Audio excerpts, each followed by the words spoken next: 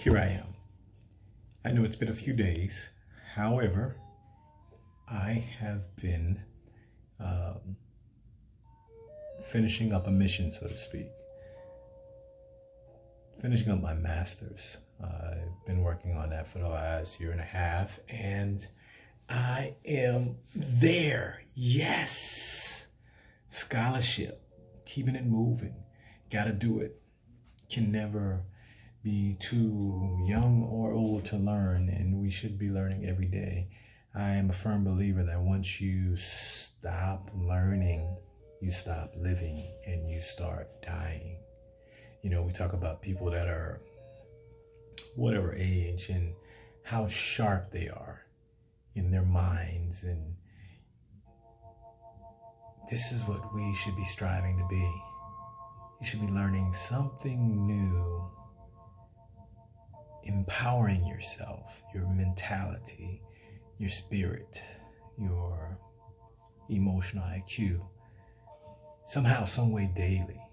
And yes, it feels good to be here, to be done with this tier, this step, because now we push it up. This is the stepping stone. This is the bar to which my daughters pick up at and keep it moving.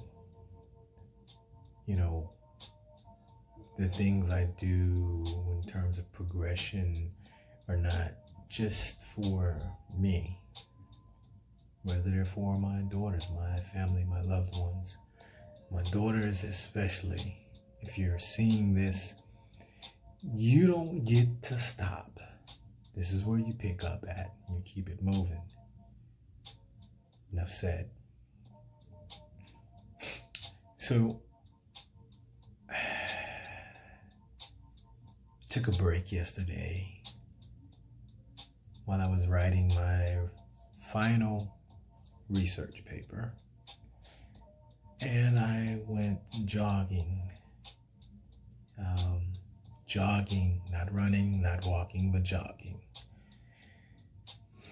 And I like to go running, jogging over the bridge, out at the beach, over the quay. And there are numerous people that are doing the same thing, riding, rollerblading, jogging, walking, etc. And there's significant amount of pedestrian traffic, if you will. However, you know, everybody's doing the same thing. They're trying to get their fitness in. And the paths crisscross, and you can turn in and go to the quay, or you can kind of maneuver your way through downtown and hit one of the other bridges. And I don't usually like to do the downtown thing because the traffic, the cars, the crossing of the street, it's just not as organic, esoteric as just hitting the beach or the quay, if you will. Not really the beach, but hitting the quay and going over the bridge and looking out over the ocean and over the cityscape and realizing that such a minute part of the world, not just the city, but the world. So yeah, I did the urban thing, and I went a little bit through downtown, and I went from open, airy space into this kind of shadowy, overcast type of environment because of the buildings.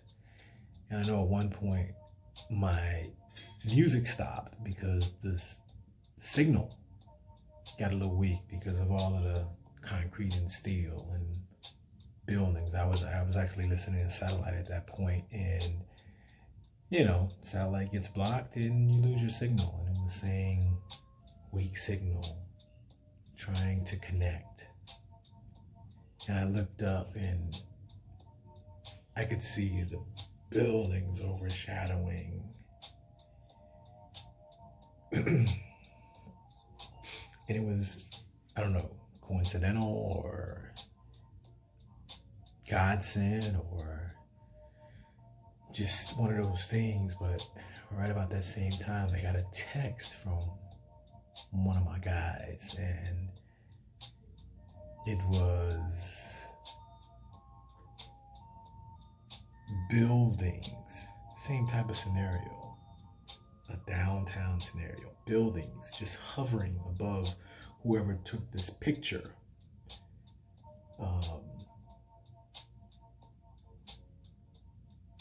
Buildings, and when you looked up beyond the buildings at the top, the sun was shining, and it was maybe a little overcast, but really a clear day, and there was a rainbow circling the upper atmosphere. And I think I've said this before, but you know, if you go back to the 40 days and 40 nights of floods and Noah and the ark, the rainbow was God's promise that things are getting better, the worst is over, that this will not happen again. It had all kind of hit me at that moment.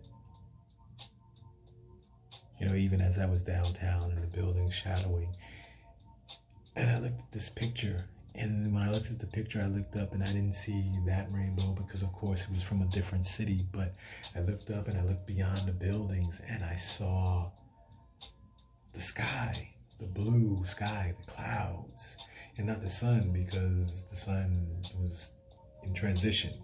But what I did see was the light from the sun. And I thought to myself, we often get caught up in the shadows.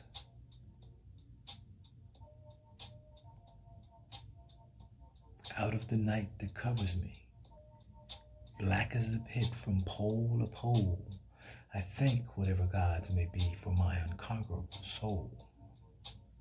Under the felt clutch of circumstance, I have not winced nor cried out loud. Under the bludgeonings of chance, my head is bloodied but unbowed.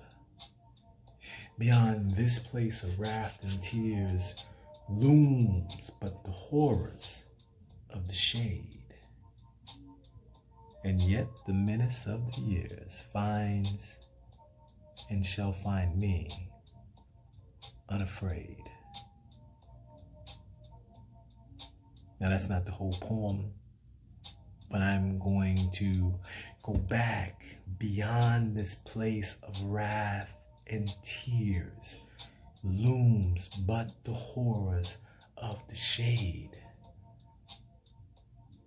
Those things in the shadows, the unknown, those things that are overcast, that are trying to overwhelm us. But see, if we get beyond that, it opens up. There's a rainbow, there's clear sky, there is hope, there's light, there's sanctuary. There is the next tier, whatever it may be. Beyond this place of wrath and tears looms but the horrors of the shade, and yet the menace of the years finds and shall find me unafraid. It matters not how straight the gate, how charged with punishments the scroll. I am the master of my fate. I am the captain of my soul.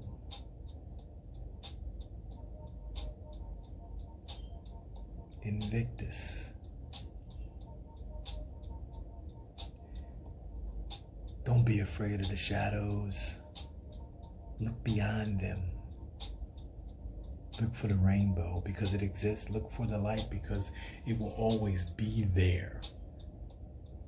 And understand that these horrors that are menacing, that try to overpower you, that try to encompass you, they can only do so from a distance. For if you all they can do is stand on the sideline and threaten you. Beyond that, you are the master of your fate.